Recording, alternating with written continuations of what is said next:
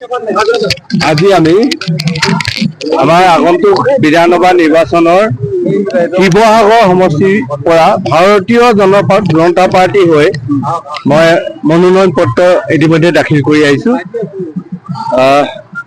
যথেষ্ট আনন্দিত।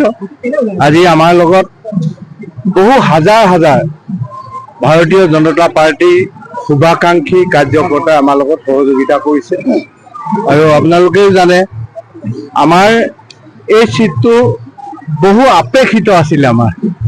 আমাৰ কাৰ্যকৰ্তাই বহু আশা কৰিছিলে যে শিৱসাগৰ সমষ্টিৰ পৰা ভাৰতীয় জনতা পাৰ্টি হৈ প্ৰতিনিধিত্ব কৰাৰ কাৰণে।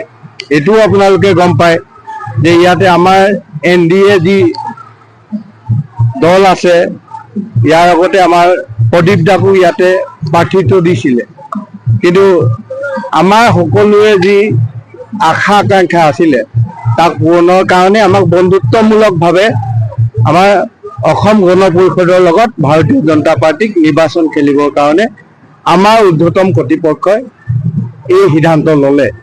আমি ধন্যবাদ জনাইছোঁ আমাৰ দলৰ ঊৰ্ধ্বতম কৰ্তৃপক্ষক। আৰু কালি যি সিদ্ধান্ত ল'লে এই সিদ্ধান্তই আমাৰ দলৰ কাৰ্যকৰ্তাসকলক, আমাৰ ভাৰতীয় জনতা পাৰ্টিৰ শুভাকাংক্ষী আৰু শিৱসাগৰ সমষ্টিৰ ৰাইজক যথেষ্ট আনন্দিত কৰিছে। তাৰ প্ৰমাণ আজি আমাৰ লগত যিদৰে আমাৰ বহু হাজাৰ ভাৰতীয় জনতা পাৰ্টিৰ সমৰ্থকে আমাৰ লগত নমিনেশ্যন দিবৰ কাৰণে আমাৰ লগত আহিছে। বহু জল্পনা বহু প্ৰচেষ্টাৰ অন্তত আপোনাক টিকটটো দলীয় টিকটটো প্ৰদান কৰা হৈছে। এতিয়া প্ৰদীপ হাজৰিকাৰ ইলেকশ্যন খেলিব, আপুনি খেলিব আৰু অখিল গগৈ খেলিব। তিনিকণীয়া এখন যুঁজ হ'ব। আপুনি আৰু আছে পাৰ্টি, আপুনি আছে কিমান ৰাষ্ট্ৰবাদী? আপুনি না অকল তিনিজন পাৰ্টি নহয়, আমাৰ ইয়াত আৰু পাৰ্টি আছে। আমি এতিয়া আপৰো পাৰ্টি মূলত তিনিজন তিনিকণীয়া যুঁজ হ'ব বুলি আমি আশা কৰিছোঁ। আপুনি কিমান ৰাষ্ট্ৰবাদী? নিশ্চয় আমি ভাৰতীয় জনতা পাৰ্টি আৰু অসম গণ পৰিষদে আমি বন্ধুত্বমূলকভাৱে নিৰ্বাচন খেলিম আৰু আমাৰ দুইটা দলৰ মাজত আগৰ পৰা আমাৰ বন্ধুত্ব আছে। নিশ্চয় আমি এটা সময়লৈকে দুইটা দলে আগবাঢ়িম। প্ৰয়োজন সাপেক্ষে অখিল গগৈ হৰুৱাবলৈ হয়তো আমি আমাৰ NDA আকৌ চেষ্টা কৰিম বেলেগকে। এক মুহূৰ্তলৈকে আপোনাৰ যি প্ৰাৰ্থিত্বক লৈ অনিশ্চয়তা আছিল, আপুনি শেহতীয়াকৈ যিহেতু প্ৰাৰ্থিত্ব লাভ কৰিলে, এতিয়া নমিনেশ্যন দি উভতি আহিছে, আৰু এতিয়া আপোনাৰ কেনে লাগিছে আৰু কি আপোনাৰ ইছ্যু কি হ'ব? এইটো হ'ল নমিনেশ্যন দিয়াটো মোৰ কাৰণে নতুন নহয়। এইটো হ'ল পঞ্চমবাৰ হৈছে। হয়, ইয়াৰ আগতে মই 4বাৰ হোৱা নাছিলে পূৰ্বে। হয়,